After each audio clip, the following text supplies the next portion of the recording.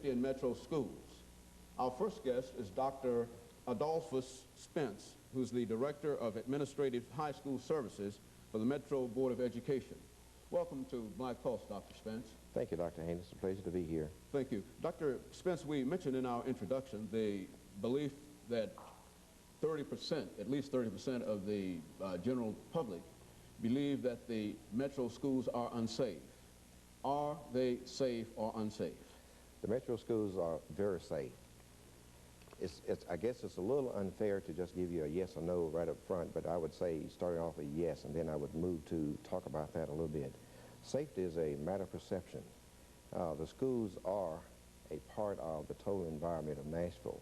I often say to parents who raise the questions about safety, I say, wait a minute, those are my children, your children, and our neighbor's children. If there's anything wrong with those children, it's because they're just like us.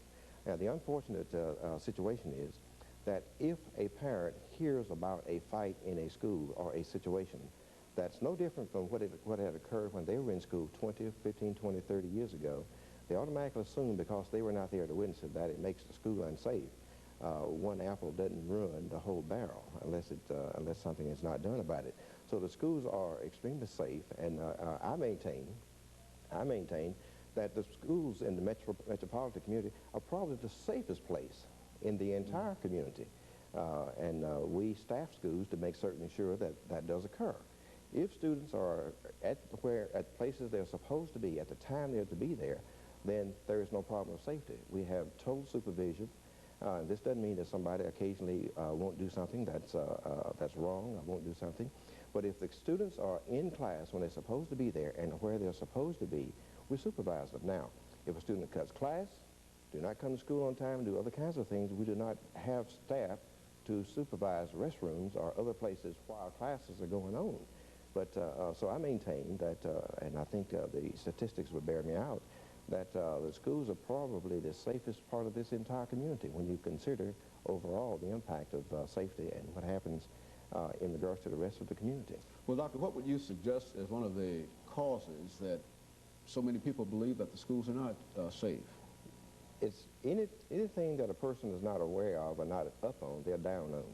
And I think that same article that you quoted earlier that indicated that maybe 30% of the population felt that the schools may not be safe, I think there was another article following that that stated that metro patrons or metro community persons do not really know much about their schools.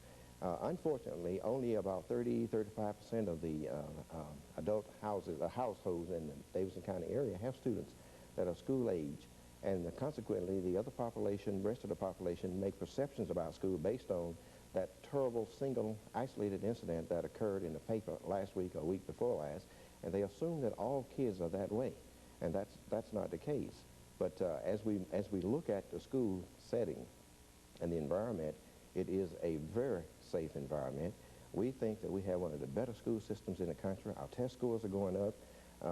The working conditions are improving. Our students are just absolutely fantastic. And we're only talking about 3 to maybe certainly less than 5% of the students who cause 90% of the problems. And when those kind of things occur, we move immediately to work with, dealing with, and correcting and solving any problems that might occur. Well, when these problems do occur, what's the nature of some of the problems that do occur? You're going to have fighting, and let me say this about why do people fight? Why does violence occur? I think that's a systemic question that's endemic to our society itself. It's fear, number one, and lack of knowledge. When people do not have the skills to deal with interpersonal contacts, and they are fearful that they may get hurt, then they resort to violence. You got to also understand that we live in a society that appears to be violence-oriented relative to solving problems. In this society, I guess a child will watch 3 or 4 hours of TV a day. He sees a murder every 30 minutes on TV. Every problem in this society, from cradle up, appears to be resolved through violent means. And even sometimes in the school, we perpetuate that through corporal punishment. And from the cradle up, the kid's hands are spanked and he's spanked. So he grows up learning that the only way to solve problems is through violence. And the permanent solution is just that, and violence became more and more violent and more deadly. But that's a problem that this society and Nashville needs to address. We need to teach students, we need to teach parents how to raise students and how to develop the skills necessary to develop personal skills for dealing with concerns and situations. How do you settle arguments? How do you disagree and yet be agreeable? And if you have problems that you cannot resolve, what are avenues for resolving those in a peaceful means rather than taking the law into our own hands or doing something that's stupid and you're going to feel sorry for? Unfortunately, our society don't provide many models for our young people. They see it in their homes too often. They certainly see it in the community, and they see it all about them, where violence is a way of life.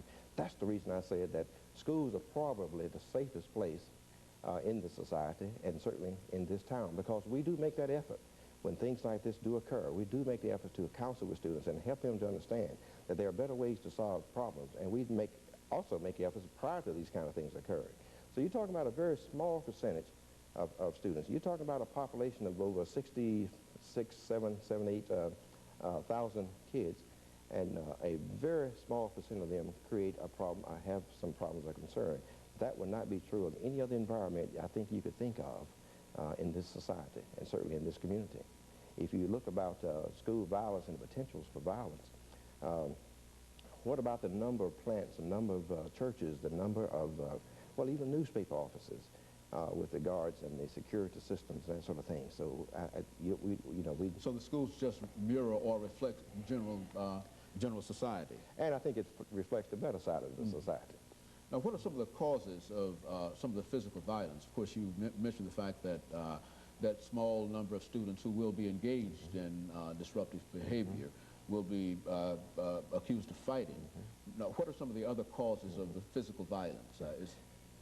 Obviously, students who resort to violence are students who do not have the skills, as I stated earlier. You could say that, yes, economic conditions, you could say that poverty, you could say that family conditions, the upbringing, the kinds of things they're used to, all of these things are contributing factors. The society, as I stated earlier, the constant diet of violence that's fed to them from the cradle up, and the way that they are dealt with, to a large degree, reflect on some of the causes of violence in the schools. And just as schools reflect society, children reflect parents. You know, if there's anything wrong with the children, as I stated earlier, we didn't bust them in from Mars, they're ours. They're mine and yours and our neighbors' kids. And if there's anything wrong with those children, it's because they're just like us. Very good. Dr. Spence, we've got about a minute before this segment comes to an end. Is there any parting word that you'd like to leave with our viewing audience today? I'd like for parents and the community persons in general to come visit your school, any school.